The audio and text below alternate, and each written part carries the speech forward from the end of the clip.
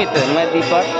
आज चैती छठ का सुबह का दिन हम लोग का घाट का दर्शन करके जानकी मंदिर में आए हैं और हम अपने साली के साथ में आज दर्शन कर रहे हैं। जो मेरी प्रिय साली है उसके साथ में आज दर्शन कर रहे हैं। तो अभी तक चैनल को सब्सक्राइब नहीं किया तो सब्सक्राइब करिएगा।